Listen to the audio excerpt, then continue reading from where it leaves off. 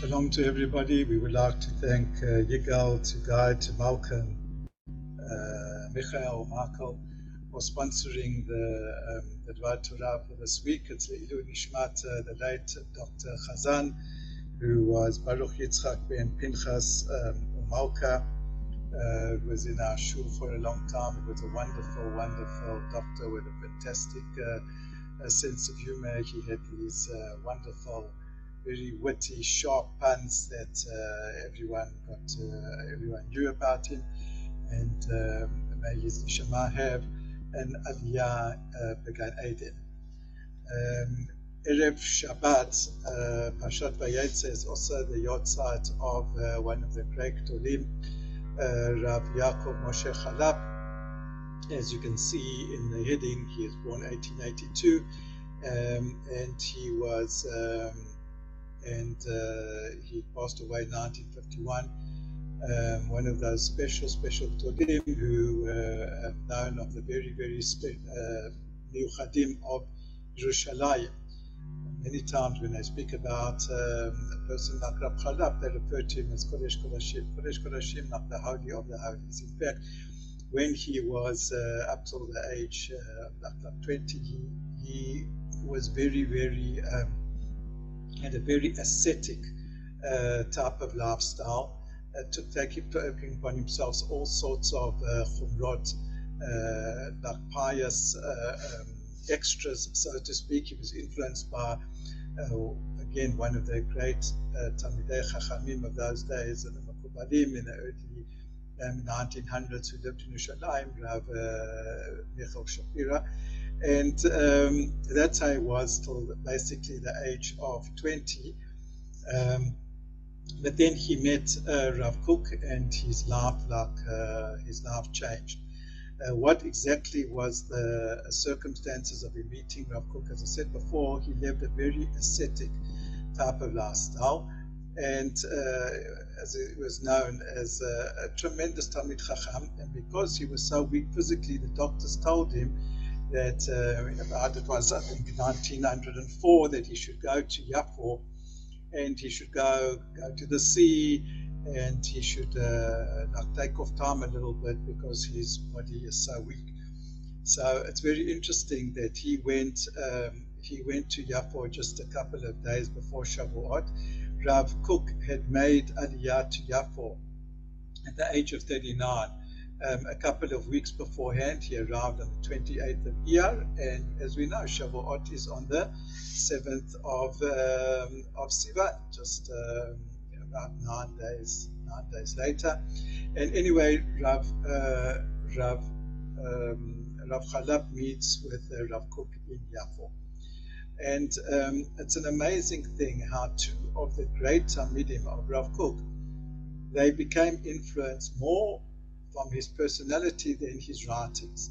The one was a Nazir, and the one was Rav Charlap. And how did Rav Charlap become enamored and his soul actually bound up with the soul of Rav Kook? It was as follows: that again, he was in Yafo. He went to Shavuot to daven in the shul of Rav Kook, who just made Aliyah. And they called up Rav Kook for Kohen on Shavuot. Now the minhag is, as we all know, that when the Kohen on Shavuot, before he recites, or before they read the Kriyat Torah, he recites the hymn called Akdamot, which speaks about the greatness and the purity and the holiness of the Torah. And the way Rav Kook recited this Akdamot with such a passion, and with tears, and with such a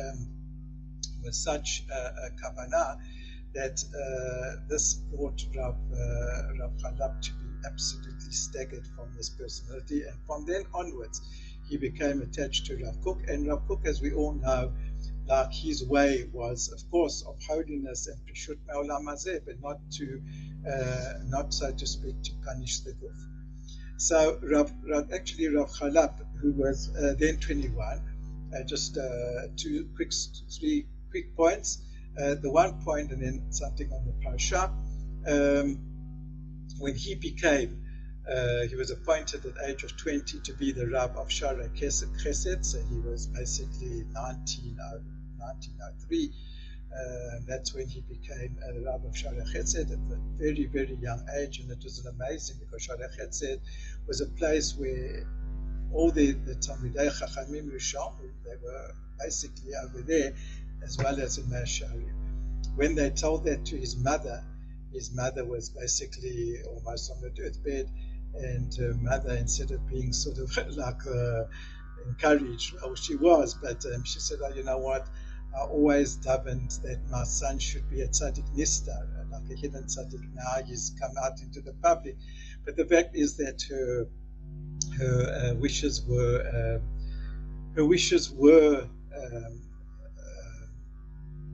they were accomplished, because that he remained, actually, as great as he was, he remained a tzaddik nistar, like a hidden tzaddik. We know about him less than we know about other tzaddikim who were his contemporaries.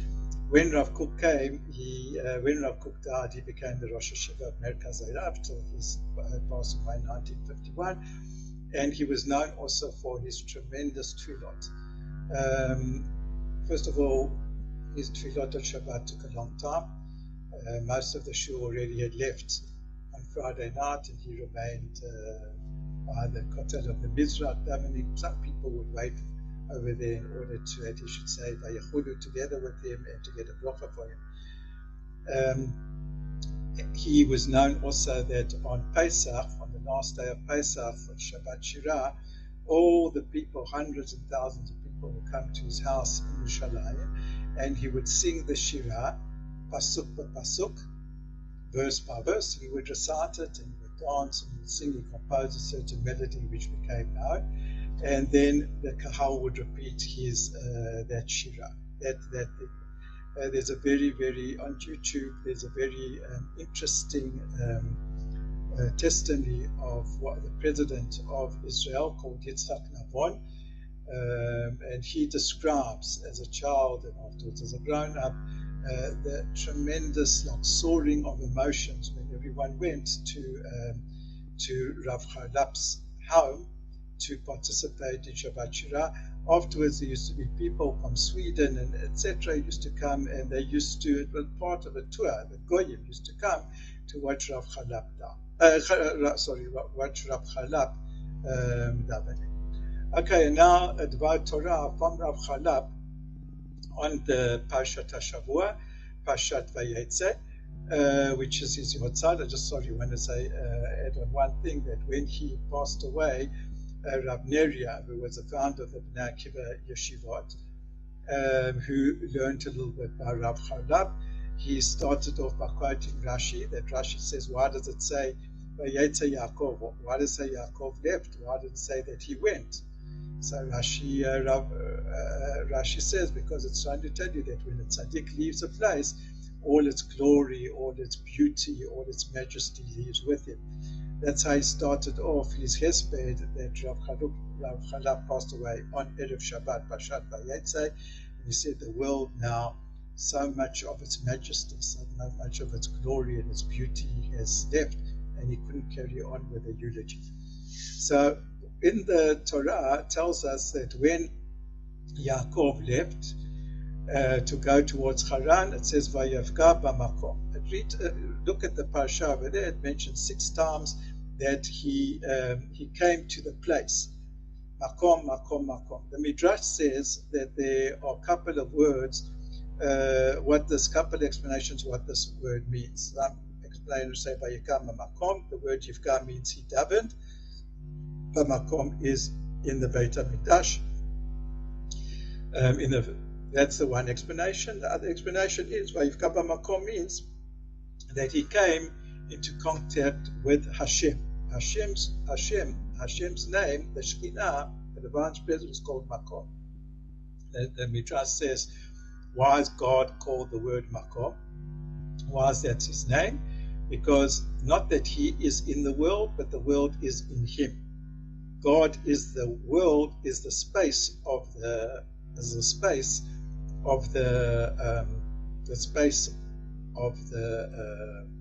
world. It's as if the whole world, the whole cosmos is in God.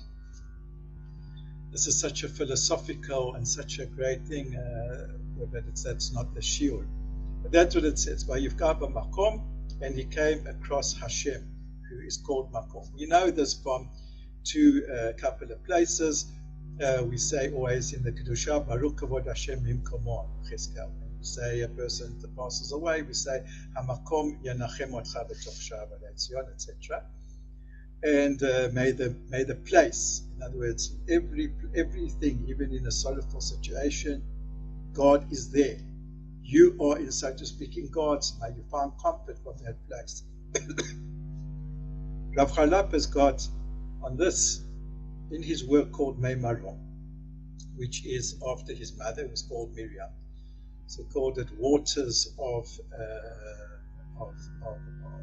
heightened waters of loftiness, so to speak. So he explains like this. He says that Yaakov,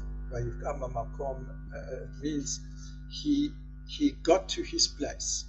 Till now, he was always learning. He was in his father's place. Now, even under trying conditions, he is going to, he's leaving his father's household. But Vayivka Makom means that he comes to his place. He's meeting Hashem, which is his place. What it means is, Rav Charlap says, is that ultimately a person finds a Shekhinah, a person finds his fulfillment when he reaches his place. Every single person has got a place in his neshama, a space in him that is his space. And when a person gets in touch with his space, his unique space, that's when a person finds fulfillment.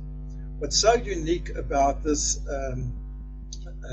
this explanation, not only is a novel in and of itself, I mean, but today's people speak so much about self-fulfillment, but when Rav Charlap said these words about Vayivka b'makom, that Yaakov now is leaving his father's house and he came across his place, he found his inner space. It was written at a time where no one spoke like that. Our fathers, our grandfathers, we were all brought up. That was like the ethos. That was like the characteristic of the world. Everyone spoke about duty. Everyone spoke about, what Nelson said, England expects everyone to do his duty. Everything was about duty. Well, of course, it is like that. And here is a person who got up and spoke about, not only about duty, but about fulfillment. And that the fulfillment is where is called Makom, is called Hashem. Because, what's the connection philosophically? Because if we're saying that a person finds his space, he finds his fulfillment and his, so to speak, and his perfection when he gets in touch with the space, we can understand why Hashem's called Makom, because he's perfect and everywhere where he is, that's his space. There's not a space here and a space there. He is space. He is in touch always with himself, with his space. So that's what Rav Charlap said, to be connected always to our space. Of course, not at the expense of just of not doing duty, but duty with fulfillment comes when we connect to that space. So Shabbat Shalom Lakulam and Yeh Zichri.